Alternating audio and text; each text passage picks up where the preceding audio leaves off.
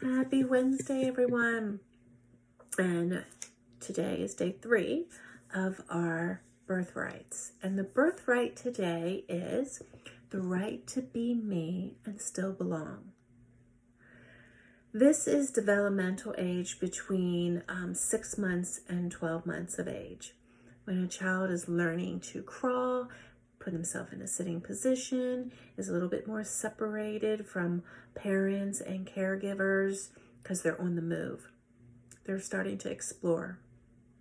But what are some of the signs that maybe this birthright was distorted? And there's so many different traumas.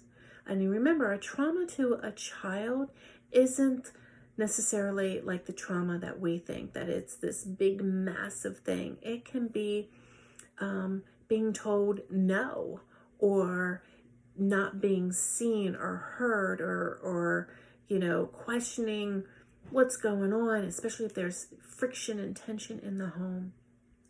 But those that have a distortion of this right to be me and still belong are ones that are usually dependent on others, very clingy, afraid of that separation. Like, they will hold on to a relationship even if it's not good for them. Someone that avoids conflict, overly reliant on others' opinions, their advice, hard time expressing their own opinions, takes cues from others about how they should think and how they should be. They don't like to rock the boat, and they have a hard time, knowing and expressing or keeping like boundaries. And they can also be rebellious and act out. So as you can see, there was like a little polarity there, whereas the opposite of being so clingy is acting out. But there's another distortion usually attached to one that tends to act out. So how can we still be me, you? How can we be ourselves but still belong? I think we all really just want to be ourselves, speak our truth, and not feel those triggers. And usually the triggers that will come up is the trigger of judgment, because at a young age, children tend to just be themselves, and they may say something. They can be blunt. They're still learning. Usually at this age of 6 months to a year, they're not really speaking. But when we can't express, or we have to be confined in like this box, then it doesn't allow us to be me, but still belong. Be separate from how everyone else is, but still belong and feel belonged.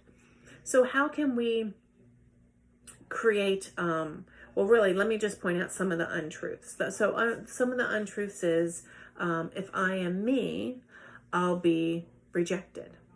So maybe something that you do, you're afraid that you're going to be rejected if you did it.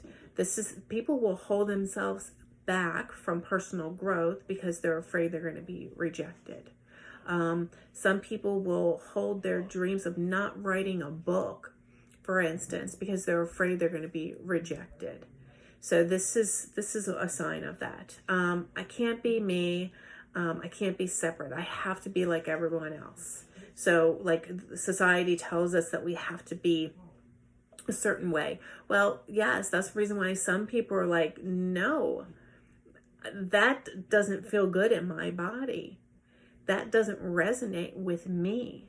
That's because that person knows, listen, I can be me and still belong. And the more we create that, believe it or not, we're going to create more unity by just accepting everyone the way that they are. Now, obviously, if they're going around hurting people, that's not what I'm referring to. The other thing is, will I live through other people, or how can I live through other people? Why do we want to live through other people? Why don't you live from your experience? When you're holding on because maybe you're afraid of losing someone and you're holding on so tight, is it possible that you're smothering that person and that then could create that separation? So the opposite of what we think it's going to do when we hold on so tight because we're afraid we're going to lose something. What are we going to lose? The only thing that could possibly be lost is yourself. So give yourself permission to put yourself out there. Be you. Be your beautiful, shining self, however that looks. Where other people know me better. Nope. If you really, really go and look within, take that time and do that, you know you better than anyone else knows you. Nobody can tell you who you are. You tell you who you are. Who do you want to be? Who do you want to be? I cannot survive conflict. So what is the worst thing that will happen if you spoke your truth? What are you afraid you're going to lose? Ask yourself that question for those that maybe have a hard time, expressing how you feel. You're afraid that somebody else isn't going to be able to handle it. Because maybe you wouldn't be able to handle it. We tend to project onto others or think that other people are going to react if we speak our truth or, express our feelings based on really how we would react. So, like, for instance, if you're afraid to, say, no, I really don't want to do that. And you're afraid that other person is just going to have a, fall down in the rabbit hole and screaming and kicking and trying to get out of it, have a tantrum. If that's the image that you think, then ask yourself, is that how you react when someone speaks their truth, or maybe says, no, I don't want to do that? Is it okay that someone says, no, I don't agree with that, or no, I don't want to do that? Yeah. And the more that we all just start speaking our truth, then there isn't this separation. The separation is actually almost an illusion. We just experience it because we feel it in our bodies, because it just runs through our nervous system, but it's a false belief. So what I'm going to do is, because I'm not going to go through all the how to revise, but I will post it in the below this video, what you can say to revise it. But I challenge you and encourage you to just sit with, I have the right to be me and still belong, and see how that feels in your body. See what comes up for you. Is it hard to say? Did you get any feelings like in your throat, in your heart, in your stomach, in your legs, in your arms, your head? Where? Pay attention to your body. In previous videos, I spoke about how wise our bodies are, and it speaks to us all the time. You can hear little whispers, or when it's been whispering for so long and now it's screaming at you, that is chronic pain. That is chronic pain, and usually illness too.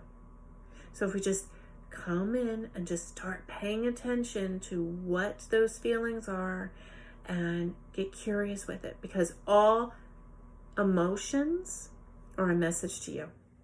If someone is triggering you, that is your trauma within your system. That is asking to be seen, asking to be validated. And then when you can do that, you can rewrite that.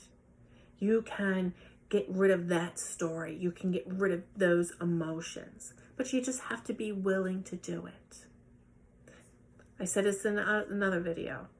I believe it was yesterday. The only person that's going to save you is you. Thank you so much for watching, and I'll see you tomorrow for day 4 of our Birthright series. Have a great Wednesday evening. Take care. Bye-bye.